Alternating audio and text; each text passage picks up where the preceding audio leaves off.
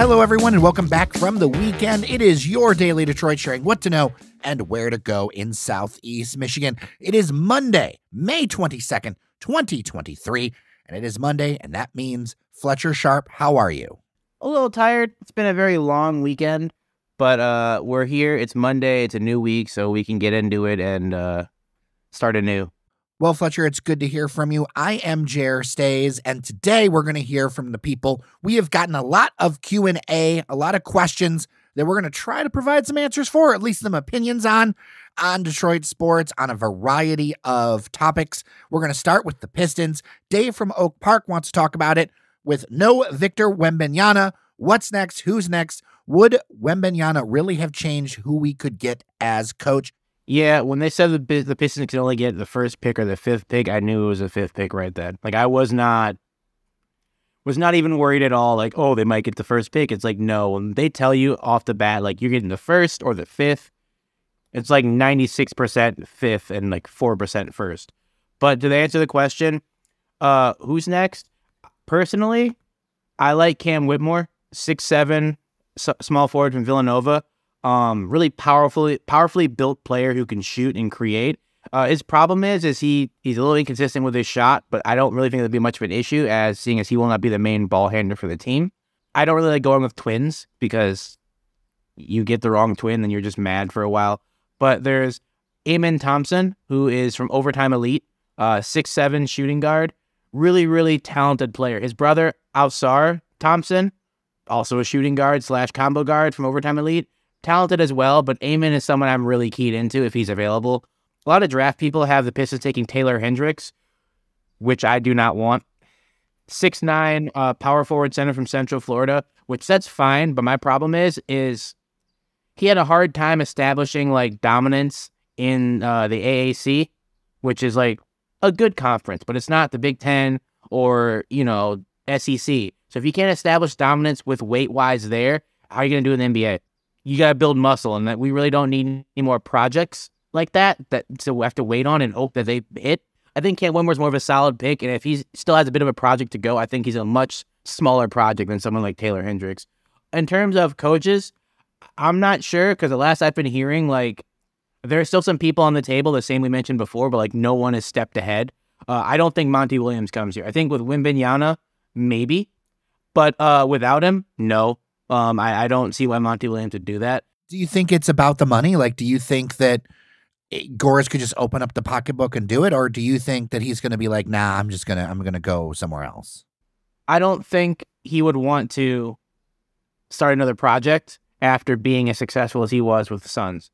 Like, that would not make much sense to me for someone to be like, I had the best stretch of my career and now I'm going to go and work on a project. If there's a number 1 overall draft pick, I'd say sure. Not to say that Cade and Jaden and Jalen are not, worthy of that, but like another number 1 draft pick would make me say, all right, I'll work with that. But right now, no, I don't want to deal with that. You'd much rather say, I wish I'd have started that than jumped in there and worked and finished 20-66 and then lost your job. Of all the teams in the NBA that Victor Wembanyama could go to and work with, the Spurs are like the best fit. They're the best fit. Like, the last time they got a number 1 overall draft pick, it was Tim Duncan, and we all know what Tim Duncan did. He's going to be really good. He would have been all right with most teams. The Pistons, I would have been a little bit worried because I'm not sure. But the Spurs know how to grow them. Expect to see his name in the Hall of Fame at the end of his career. And I know that's like a big leap to say, but I have that much trust in Coach Popovich. Let's move on to the Tigers. Bill from Royal Oak, is it worth it to watch the Tigers this year? With Norris Jer, you didn't say much about the on-field play. And no, I didn't. We talked mostly about Comerica Park. And I will say that, yes, I was actually very excited about the on-field play. I know most people don't use Twitter. I did throw out a couple of things on the Daily Detroit account about that because I really love the aggressive base running. I like the chances that were being taken. I like the movement. I like the hits. I like that they, did a great job with pitching. It was definitely a worthwhile team to watch, and it was an absolutely fun experience. And the on-field play is not as bad as I think people feared this year. And frankly, I had a lot of fun. I liked all of the changes. Like, I liked the pitch clock. I liked the larger bases. I think all of it made for a better game. Yeah, I'm excited about the Tigers as well. I mean, I know they're not doing so great record-wise are under 500 at 20-24, but they're 3.5 out of first in the Central. I know the Central is kind of the worst division in baseball right now, but like first place is first place. And, you know, with long-suffering Tigers fans, the Tigers have been bad for quite some time. To be this close to being a division leader, we'll take it. You got to build somewhere. And like you said, they're playing aggressively. They know they don't have the bats to knock it out of the park every single time. So yeah, in order to do that, you play small ball. You get singles, you run the base path aggressively, you make players make mistakes to get you out. And yeah, you put the game in their hands to make you get out. And I appreciate like that because that's effort based. No one's gonna beat you effort wise. They might beat you talent wise, but if you run hard and make them make bad throws, they might get you out 9 out of 10 times. But that one time might be an error for an extra 2 runs. Might be the reason why you win a game. 100%. I love that kind of baseball. I have the unpopular opinion that I think that the home run kind of ruined baseball in a way, and the focus on the home run, because then it just kind of made it like, well, it's home run or nothing. And to me, it's a lot more about scrapping it out on the base paths. Give me a good, well-placed bunt. Give me singles. Give me doubles. Like, show me some talent out there. And I saw a lot of flashes of that against Pittsburgh. Yeah, I mean, I won't say that home run ruined baseball, but there was that one year where Justin Morneau was hitting great, like doing really well hitting. And they're like, he's got so many home runs. And it's like he was batting like 230. And I'm like, that's not an MVP candidate. Like, I'm sorry. He's not hitting the ball very well. He's hitting the ball like hard, but he's not hitting the ball like consistently. I can't really say that you're a great player if you're only hitting the ball far, but you can't hit a regular single to save the game. Emily from Detroit asked about Brian Lewerke. I have a feeling that she is a Spartan alum. She saw the news a few days ago that he got signed by the Michigan Panthers, who are now 2-4 after their loss against Birmingham. For those who don't know, he was a big deal as part of that 10-win season back in 2017 for the Spartans, where they ended up going to a bowl game, all that other stuff. I'm going to sum this one up and ask you, why did they sign him, and what went wrong with Lewerke where he couldn't cut it? Because I think he was with the Giants for a minute. I think he was last with the XFL Sea Dragons. Like, he's kind of been a journeyman trying to find a place the last few years. So I guess it's a 2-part question. What's wrong with the Panthers? Because yeah, this last 4 games has not been great. And then what's up with Lewerke that he's in this position? The Panthers, I'm not sure what happened. That's a more direct question. I guess the first 2 games, they must have faced the teams that did not really pressure the quarterback well and allowed them to get time to do stuff. And I think other teams have seen that and said, we're not going to let that happen, because these last 4 games, they've just been getting blitzed in the offensive line. Their defense has not been bad, but their defense has had to like make up for a lot of offensive efficiencies, and eventually your defense breaks down. And like, I will say one game they didn't know how to handle a running quarterback, so that game. But aside from that, the defense has not been terrible. It's been the offense cannot keep the drives going after 3rd down, and the defense just gets gassed and just keeps getting gashed over and over and over again. With Brian Lewerke, I'm going to be real with you. He's not bad. He's just unremarkable to me. I remember watching him. I'm a bit more partial to Michigan State than Michigan football, just because I know more people within that program. But I did not realize Brian Lewerke was the all-time yards from scrimmage person for Michigan State football. That really blew me away entirely. I know people are like, well, they're great in college football. Tim Tebow was great at college football, and he was a horrible professional football player. So that means nothing to me entirely. It was just nothing I saw from him that was like, yeah, this guy's definitely an NFL quarterback. So when he got picked up by the Giants, I was like, good for him. Maybe, I don't know if he's going to play much, but good for him to, get on the team. Saw him in the XFL, and I'm like, all right, that makes more sense. Then to see him with the Panthers, I'm like, yeah, of course. Why didn't they think to sign him before? I know they signed him and moved him right to the unavailable list, so I don't know if he's working off an injury or just trying to get back into shape. But I think he'll be fine. I think he's a good enough player to compete at this level. He's definitely tall enough. He's 6'3", which will definitely help with the Panthers, because their quarterback, Josh Love, who set the record for completion percentage in a USFL game, he's been getting balls batted down left and right. And I think, honestly, like, talented as he is, it's time to move on from him at quarterback, because if you can't throw the ball past the line of scrimmage, you are just a running back at that point. What are a couple of things that you're looking at when you see somebody play in college that you're like, he's got a shot at the pros? One, the style of offense they run. Like, is it a professional style, or is it like one of those gimmicky ones where we want to get the ball? Like Pat White playing for West Virginia. He was a great player, talented. I loved Pat White so much. But Pat White played an offense that will never work in the NFL. Just never work in the NFL. A lot of options, a lot of quick hitters. He also was very small until he got to the pros, until he bulked up. I look for poise. I look for some arm strength. I look for some mobility. I look for the offensive scheme. I look for the players they're playing with. If you go to Alabama and you play with a bunch of professional players, receivers and running backs as a quarterback, naturally you'll have a really good,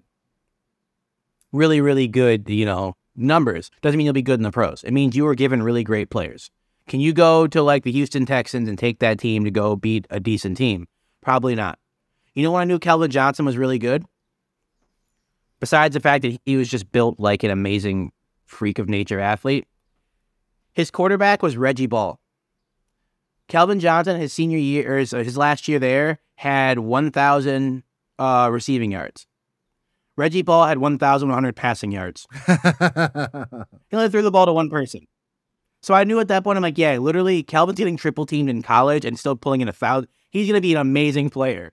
His quarterback, I love Reggie Ball because he was just an intense guy. His quarterback really did not like to throw the ball. Like they ran the wing tee. So literally, if he threw the ball, it's to one person. Otherwise, we're running the ball the entire time. So I was like, yeah, for sure, he's amazing. But someone like A.J. McCarron from Alabama at quarterback, I figured he'd struggle because he's playing with a bunch of future number 1 overall draft picks. It doesn't mean that you're great. It means that you know how to manage a game very well. You'll get a job for sure, but I don't really know if you'll be a professional starting quarterback somewhere. So with Brian Lewerke, he put up some great numbers, but then he'd also put up numbers where he would like have games where he'd throw for like 30 passing yards. You can't do that and expect to be a professional quarterback somewhere like on the top level. That's scouts see that and they're like, never mind.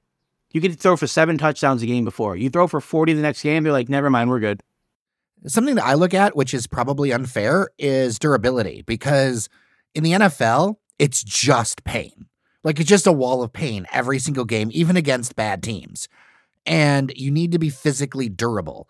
And if you're not going to have a very long career, because if you're having trouble in the college level or any kind of issues there, the pros are just going to tear you apart. Like those lines in the pros are just so much stronger because you got the best of the best, even if you're among the worst, and they will just dismember you if you don't have durability. Oh, you see that all the time with like in the NBA where it's like, oh, this guy is garbage. Like Brian Scalabrine, people are like, oh, he's just, they call him the White Mamba. He's whatever because Kobe Bryant's name was the Black Mamba, and Brian Scalabrine is paler than like a sheet of paper in like a snowstorm. So White Mamba. But they're like, he's not that very good. They showed a video of him playing against like some top college kids and like some regular Joes, and Brian was scoring like 50 points in a row. I was at the YMCA downtown, Bull Family YMCA, and I watched Corperiel Manny Harris, formerly of Michigan, formerly of Redford Union High School. People are like, he flamed out for the Cleveland Cavaliers. I'm like, yeah, sure. I watched him drop 70 straight points at that YMCA. Didn't matter if he had 1 guy on him or 5 guys on him. Immediately, and like didn't celebrate at all. He was hitting like fadeaway jump shots and just, all right, get back, whatever. Steal the ball, come back, pull up 3, whatever. Professional athletes are really, really good. Either they're the worst player on their professional team. It means that they're one of the best people in college, one of the best people in their entire region, probably the best person to ever come out of their high school as an athlete. So like, yeah, I'm sure it's like, this guy's not good. You got to be really, really, really good to get to that level. So like, even getting to the USFL like means you're a pretty talented person, but like the skill jump between the USFL and the NFL is like stark. Like even some of the stars in the USFL and XFL go on to the NFL, they're like role players. Very rarely does someone go from like there to the next level and they're like a star. It's like, all right, well, you had a really great year running for the Pittsburgh Maulers. You had 2,000 yards. Cool. Want to be a kick returner? Because you're not a starting running back. So like it's such a large leap in just athleticism that like it's hard sometimes, and like some people only have athletic peaks that meet a certain level, and that's not a slander to anybody, because like they're still one of the best and most talented athletes in the world. It's just there might be 200 guys better than them. All right, Jason has a question who does not have a city that he's from in the contact form. He's Jason from the streets. All right, Jason from the streets. Fletcher, you said City would be blown out against San Antonio. What did you get wrong? What was different that allowed for a win? Technically, I was not wrong. Technically, I'll admit, I expect them to lose heavily. Technically, I was not wrong. The thing that I did not expect to happen that changed everything was DCFC scored a goal early on. And I'll illustrate it really quickly with this. I was at a wedding for one of my really close friends, and he plays soccer. I play soccer with him. So he understands that I have to go cover a game, but I ended up not being able to go. So I was watching the game, at the wedding. They're doing speeches. And my partner with me is like, hey, what are you doing that's really gauche? Turn your phone off. I'm like, I just got to watch to see, what happens. I'll turn it off after the first goal. When I look up, she's like, you mean like that? And she points at my phone, and I look down, and I see Skage wheeling away after his goal, and I won't repeat what I said because it was a naughty word, but I said it very loudly for people to hear. And the next 5 minutes was me trying to comprehend how that goal happened.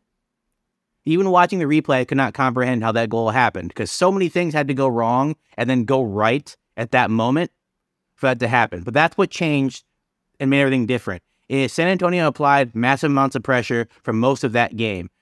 But the worst thing you can do to a Trevor James coach team is get down early because at that point, they don't have to try offensively anymore. It's like, okay, we have our one goal. Cool. We're playing 11 guys playing defense now. Sucks. Everyone for DCFC had horrible passing percentages. Horrible. I think the best was 55% because most of the game was we're going to hoof the ball back up the field. Nope. not even gonna try to be cute and dribble where it's gonna, if we can get it, into the corner and dribble it, sure. Otherwise, up the field, kick it. Up the field, kick it. We're not even gonna play around. We have a 1-goal lead. We're gonna make them press as hard as possible and get tired. I'm sure at halftime, Trevor James went to Mike, went to Devin, went to Steve, and was like, all right, if the ball gets past the midfield, you just kick it out. Kick ball. You see ball, kick ball. Don't get fancy, don't get cute. And the last 40 minutes of the game was literally, all right, we have the ball. Cool. It's going up. It's going up. It's going up. It's going up. Ben Morris came back and played some defense. Skage dropped back to play some defense. Yazid Matthews came in, dropped back to play some defense. Maxi Rodriguez was back in there playing some defense. And I think the biggest key of that game was Tommy McCabe and Lay Jope, who are not offensively gifted. I know Lay has 2 goals, but Lay's not in the team to score goals. Neither is Tommy McCabe. They're in there to add some solid parts to the midfield. And they're kind of like the 2003-2004 version from the Pistons of Mike James and Lindsey Hunter, who are like, you guys are the Bulldogs. Go get the ball and hold it and give it to somebody else. And after they had that lead, the rest of the game was them saying, go get the ball, hold it, give it to somebody else, or just keep control. And they can do that really, really well. We haven't been able to see them do it really, really well because they've been down for most of the games, or they've been tied for most of the games. But when they're up, Trevor's system is I won't say flawless, but it's really, really good to keep a lead. Because at that point, you're just applying pressure to a team that will happily bend but not break. And that's what happened is they bent. They had a few chances San Antonio did to level the game up. They missed, or Nate made a save, or it got deflected out. And they frustrated them to the point to where even after the game, some of the players for San Antonio just walked off the field because they couldn't believe what happened. They're like, really? We lost? Really? All right. And they just left. It's interesting you put Tommy in that slot because I think a lot of fans are disappointed about his offensive output, but it seems like in your mind, as you've been evaluating him, you don't think he was ever here to score goals. No, Tommy McCabe was literally here. I was talking to John Morrissey of USL Tactics, and when he announced Tommy McCabe had gone to Detroit, I asked him for one of his little graphs he shows of Lay Jope, just so I can see the comparison, and their graph is literally the same graph. Lay has a few more shots, Tommy has a few more passes, but it's literally the same exact graph. It's a Spider-Man meme where they're pointing at each other. Literally that. So he's here to add some stability to the midfield. He's not here to score goals. He's not here to be like Maxi and add a little pivot to the attack. There was a lot of motion with the ball in this game. A lot of balls in the air too. Lots of headers. It was almost like popcorn where it's well, you can't score if it's 20 feet in the air, It seemed to be very intentional in that way. And you could see the frustration when I saw them even making changes and substitutions for San Antonio. They were just trying to come up with every single plan that they could to kind of break this defense. But you have a strong defensive showing with someone like Nate Steinwasser, and you can absorb, 19 total shots. I think Detroit only had 1 shot on goal. I think that became a little bit of a meme on Twitter because they only had 1 shot, but they did make it count like Eminem. No, I mean, you literally, when you go to play soccer, you're taught you're going to have 3 to 5 defenders maybe, and maybe some midfielders. You never have to think like I have to break down 10 additional players. I have to break down the forwards who are tracking back, the attacking mid who won't leave, the winger who's trying to pressure me from this. I have to break down an entire team to score a goal. And like it's exhausting, and when you get exhausted, you get frustrated. Like you're like, this is not, why can't I score? It happened to us, my team last year in Copa, where we had to break down an entire team. We lost and we were frustrated. We were so mad because it's like literally they brought in extra defenders. Where are these people coming from? And that's pretty sure what San Antonio felt like. It's like, well, we came up here expecting a win against a bad team. We just beat a team 7-0, and we can't even get one goal after 19 shots. They took 2 shots total, 1 on net, and they score. It was a wonderful strike, but they score, and we can't figure out what to do, and now we got to go home back to Lone Star State with a loss when everyone laughing at us. Yeah, because they demolished Charleston. It just shows you how much a single game can change things. It's kind of why I enjoy it, kind of like baseball, where on any given day, any given team can win. Next week, Birmingham Legion's in town. They're a strong club. Yeah, I mean, they are, but again, they have this thing where they don't play well against Detroit. I don't know what it is. So, like, even when Detroit was in their losing streak that they had, I expected Birmingham to be a game where they'd get a point because I don't know what it is. Like, Birmingham has so many amazing players. Juan Aguadello, Enzo Martinez. And, like, they come to Keyworth and they just suck. Then they go on and, like, score 4 goals their next game. Then they play Detroit at home, and then they just suck again. Like, I don't know what it is against Detroit, but they just don't play well against them. And, yeah, I'm expecting them to at least get a point out of that because, again, history.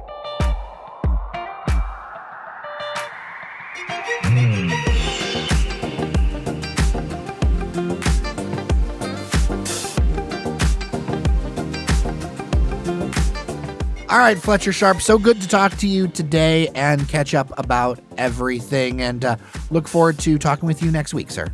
For sure. Thanks for having me. Absolutely. Can find Fletcher at SaintFDW on Twitter. I am Jer Stays. Thank you so much to our members on Patreon, patreon.com/dailydetroit, for helping us keep this show going 5 days a week. With that, thank you so much for listening. Remember that you are somebody, and we'll see you around Detroit.